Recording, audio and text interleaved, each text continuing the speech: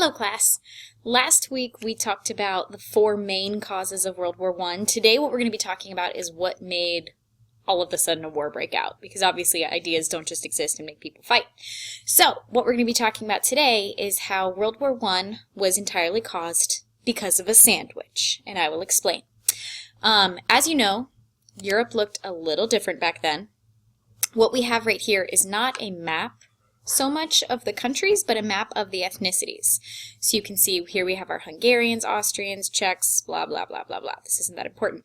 Now, the story that we're going to be telling with our sandwich is taking place in a city called Sarajevo. Back then, Sarajevo was part of the country of Serbia. Today, it's part of the country of Bosnia. This is a modern-day map, hence why it says Bosnia, but back then it was part of the country of Serbia, which, as you know, has an alliance with Russia.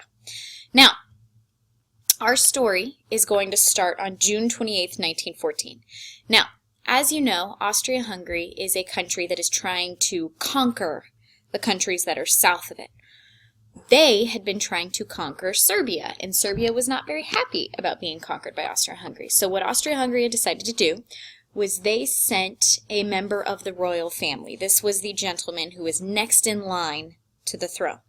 His name is Archduke Franz Ferdinand. Now, they decided to send Archduke Franz Ferdinand to Serbia kind of on a goodwill tour. He was a very likable human being, and in fact, his family was very likable. Previously in Europe, it was very common for royals to only marry royals. And the Archduke Franz Ferdinand was different from all of the royals because he met his wife Sophie, well, his then-wife Sophie, when she was just a commoner. And he broke all of the laws to marry her because he loved her.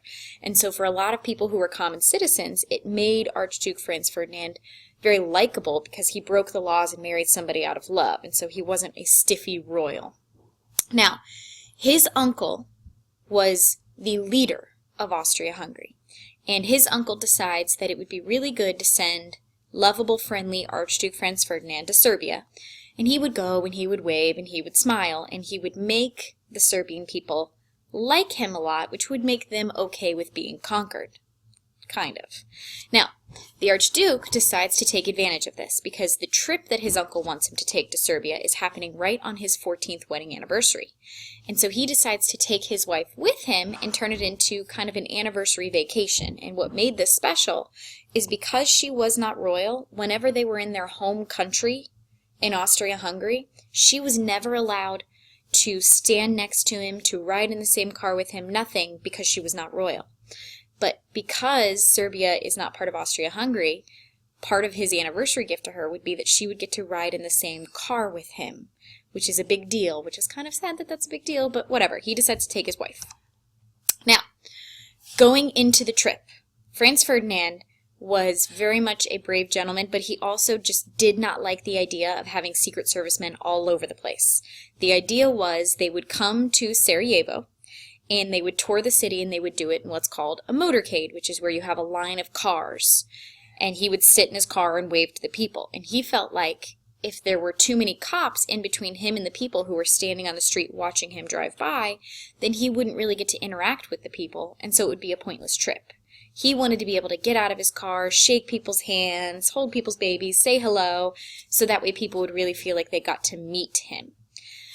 So, as a result, not a lot of cops. In fact, the entire parade route that they're going to drive only has 120 police officers.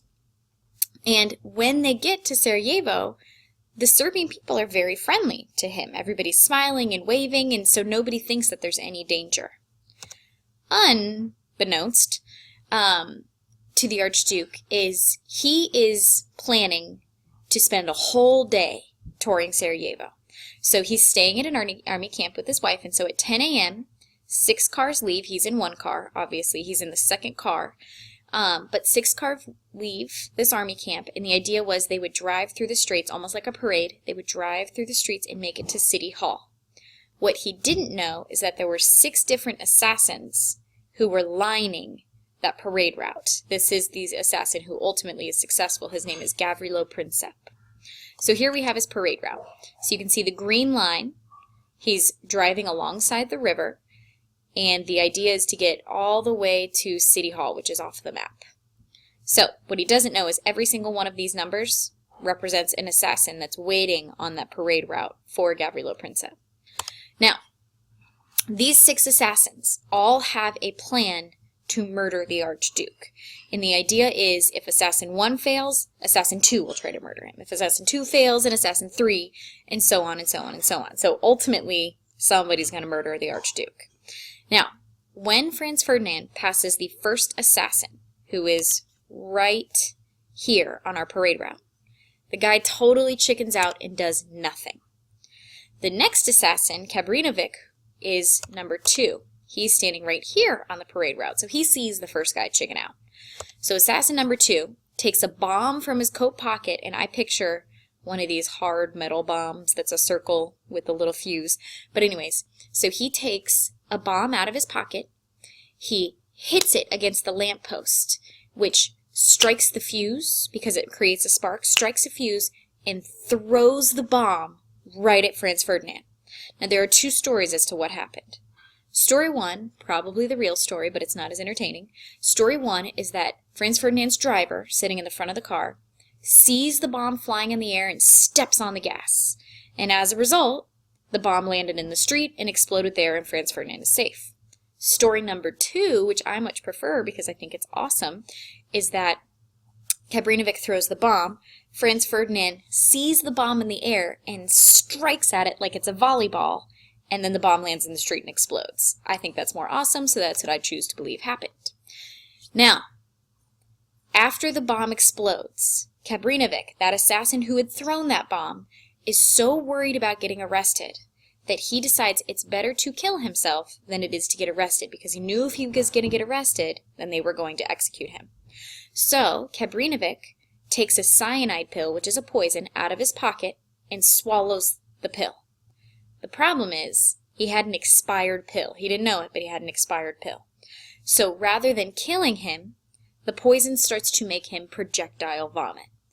Then he decides to jump into the river that was right along the parade route, thinking, okay, well, if I can't die of poison, I'll drown. The problem is, they had just not had a lot of rain, so the river's only a few inches deep, so then he can't drown, he's just standing in a puddle. At this point, everybody who's in the crowd sees this happening, they grab him and hold on to him for the police, who then arrest him. The car that the Archduke is in, and all of the cars that are following him, rush off to City Hall and pass by all the other assassins before they can do anything. When they get to City Hall, the mayor of Sarajevo apologizes, and they decide to continue their day like normal. Now, after City Hall, they were supposed to go to a museum and lunch, but the Archduke Franz Ferdinand decides that he actually wants to stop at the hospital first, because when the bomb exploded in the street, it exploded and it hurt a lot of innocent people, including one of his good friends who was a security guard that was walking along the road looking into the crowd. This gentleman's name is Maritzi. So the Archduke decides he really wants to visit his friend and the people who were hurt, which is very nice of him, and add that to his day. The problem is, nobody tells Franz Ferdinand's driver that the plans have changed. So he, when they start driving again to go to lunch and to go to a museum, is headed to the museum and not the hospital, which is in the opposite direction. Here's where the sandwich comes up. Because, oh, by the way, the person who should have told the driver that they were changing their schedule was the guy who ended up being hurt and was in the hospital. So nobody thought to tell the driver. Now, after the Archduke and all of his people had driven off to City Hall, all the rest of the assassins decide that they are just going to give up because they don't know he's going to continue his normal day, and they are going to go home. One of the assassins, Gavrilo Princip, decides he would like a sandwich before he goes home. So he walks into this little side street, walks into a deli, and buys a sandwich. As he's leaving the deli, he runs into a friend who he has not seen in a long time, so he starts talking to his friend while he is standing in front of this deli on a side street. At the same time, as they are driving, as the Archduke is driving in his car, somebody realizes, oh no, we're not headed to the hospital, we're headed to the museum. So somebody finally tells the driver, and he says, oh yeah, let me just turn around. And your parents might have done this. Sometimes, you know, when your parents are driving and they realize they need to turn around, they'll back into somebody else's driveway and then they'll reverse and go the opposite way. The driver does the exact same thing. He sees this tiny little side street, just like a driveway, and decides, oh, I'll just back into the side street and then reverse out and be able to go the way that I want to go.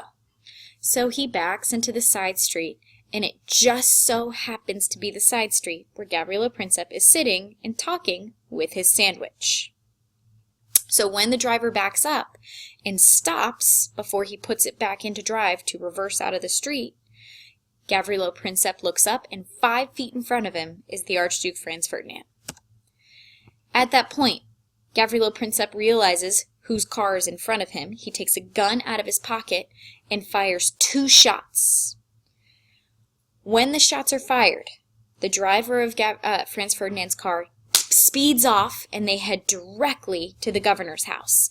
And the security guard who is sitting there is standing over both of them, trying to protect them.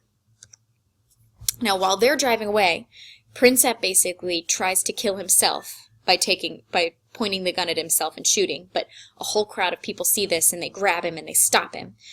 The police come, and when the police come, Princip is like, oh, well, I'm going to take poison, but it's the same cyanide that the last guy took, so instead of killing him, it starts making him projectile vomit everywhere, and so they arrest him as he is getting super sick.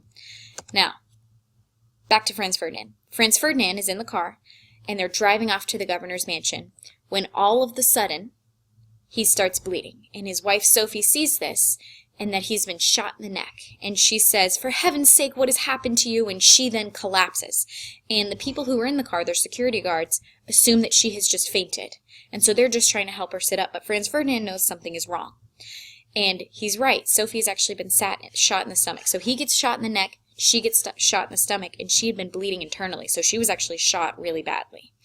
And so he says in German, so fair, stirb nicht, blieb ein Leben für unsere Kinder. Sophie dear, don't die. Stay alive for our children. Tragically, the cars rush off to the governor's residence, and when they got there, both Sophie and Franz Ferdinand die.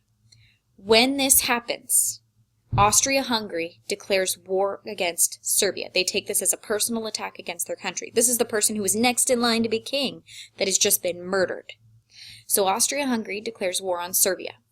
When they do that, Russia has to declare war on Austria-Hungary, which pulls in Germany, who now declares war against them, which means, all because of this one gentleman getting shot, and most of these countries don't care about this one gentleman, we now have war. So you can see, here we have officially our Central Powers, which used to be called the Triple Alliance, and we have our Allied Powers, which used to be called the Triple Entente.